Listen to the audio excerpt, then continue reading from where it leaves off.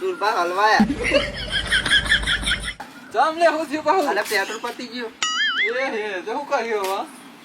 એ તો હારો ઇકન થઈ યાર આ કોની તે હારું હો એવો પેલો પૈયે જ હાલ હેડતા ને હો દાડા ટાયરે લઈ